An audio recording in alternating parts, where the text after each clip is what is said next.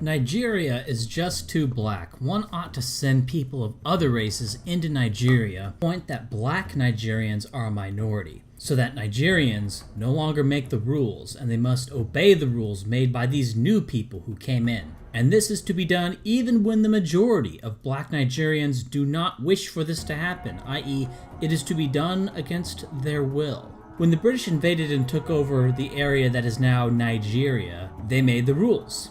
This was a denial of sovereignty and was anti-Nigerian, but the British did not replace the Nigerian population, and they eventually left. Recovery from a mass immigration program would not be so easy, if it would be possible at all. Obviously, I'm using Nigeria to illustrate that mass immigration programs targeted at white countries against the will of whites are anti-white.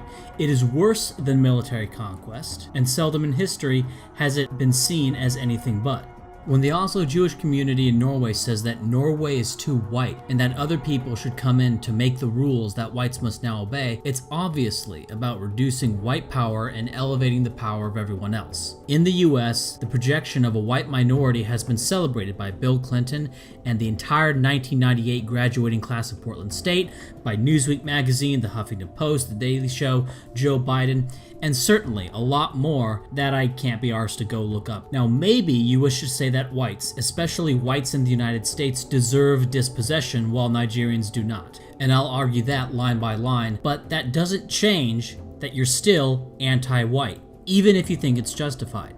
Not only our Muslim communities, but African communities, Asian communities, Hispanic communities, and the wave still continues. It's not going to stop, nor should we want it to stop. As a matter of fact, it's one of the things I think we can be most proud of. An unrelenting stream of immigration, non-stop. Folks like me who were Caucasian of European descent, for the first time in 2017, will be in an absolute minority in the United States of America. Absolute minority. Fewer than 50% of the people in America from then and on will be white European stock.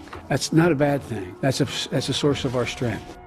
Pointing out that it's anti-white, though, puts your views in an honest perspective. It puts in the full gravity of what you're saying. Usually that is where this argument ends, with more white leaders in Europe calling for permanent Somali rule over various countries via mass immigration. And while it's a sound argument, it leaves the door open that these people aren't viscerally anti-white, but are merely hypocritical due to a lack of thought. They just don't know what it is that they're doing. A report released by the University of Illinois stated that a room full of white people constitutes a microaggression against other races. Of course, they have lots of theory behind this, but the ultimate point is that a room full of white people is immoral. If you disagree with this and don't think that they meant it as immoral, well, they certainly are trying to pathologize it. And while this study was roundly mocked by conservative media outlets, it was treated very seriously by the Huffington Post, and the three principal researchers of this paper all still have their jobs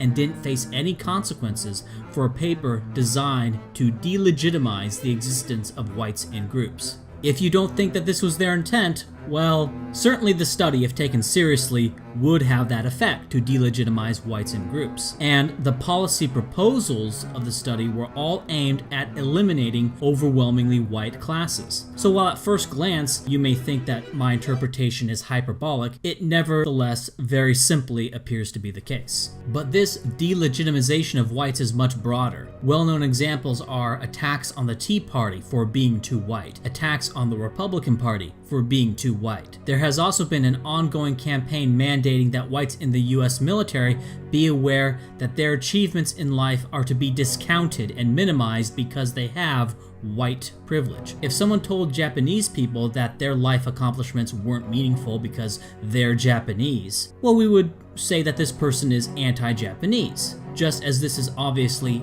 anti-white to anyone who doesn't subscribe to certain priors that form the backbone of what I call university social science consensus. In addition, the US military has been attacked for being too white, for having too many white males in leadership roles, and having too many white males in the special forces. Even the prisoner of war flag was attacked by Newsweek for depicting a white male in a POW camp. It doesn't matter that the military itself is disproportionately white and male. The flag must show non-white POWs that don't exist in reality and suppress the reality of white POWs. Another example, the city of Los Angeles attacked its fire departments for being too white.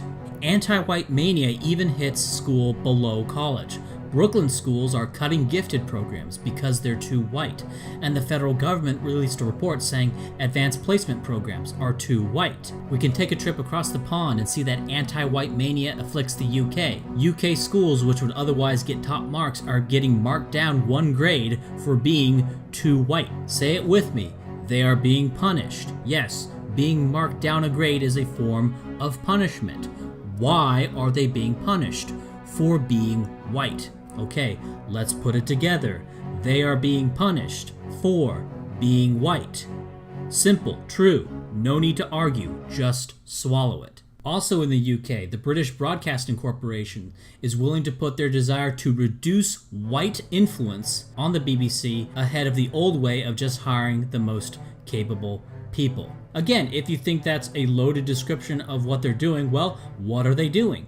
Previously, their hiring was all based on perceived ability, but that resulted in too many white people. So in order to get fewer white people, they must necessarily reduce the importance of ability and raise the importance of not being white, to punish those who are white for being white. But there's a silver lining to anti-white mania, which is that white anti-whites sometimes get burned.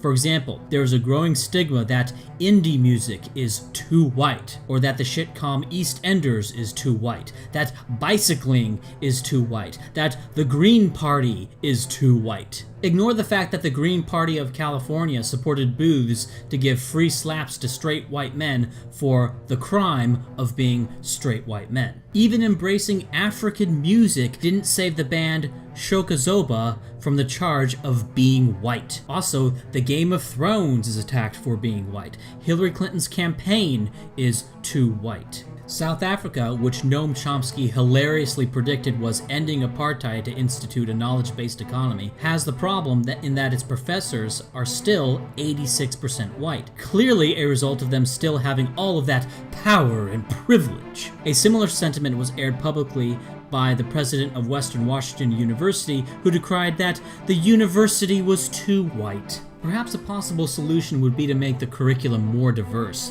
perhaps by starting a campaign to not read any books by white males for a year, or a more long-term solution to remove things like Shakespeare from the curriculum, because Shakespeare is too white, by the way. But the real tell is the concept of colorblind racism, which repudiates these old ideas of tolerance and diversity and reveals them as just the thin end of an anti-white wedge. The idea is that by treating everyone equally, you are being racist against non-whites because of their past systematic oppression, and thus fairness dictates that whites be treated worse than everyone else. And of course, if you question the priors that colorblind racism rests on, that other races did have systemic disadvantages in a way that would be felt today, and that none of the current differences are due to genetic differences between the races, if you question any of this, well then you're a revisionist and pseudo-scientific racist, and possibly a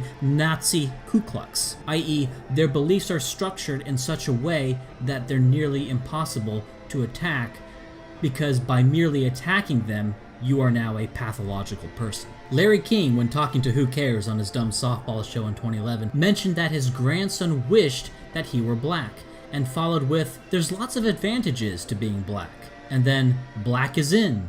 Is this a turning of the tide?" Related to this is the transracial movement, which is where white people pretend that they're some other race. Of course, this thing, like with gender fluidity, is really just a mental illness masquerading as something real, but the tell is that few of these people wish they were white.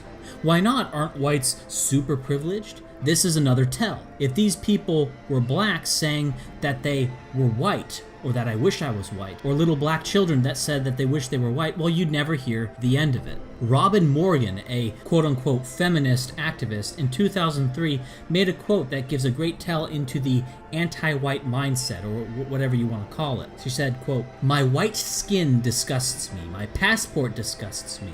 They are the marks of an insufferable privilege brought at the price of others' agony. If I could peel myself inside out, I would be glad. If I could become part of the oppressed, I would be free. So even though being white means to be loaded with privilege and to be at a profound advantage, this person wishes to be part of the quote-unquote oppressed.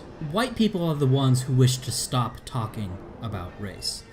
This is what they would do if quote-unquote talking about race simply meant more attacks on whites.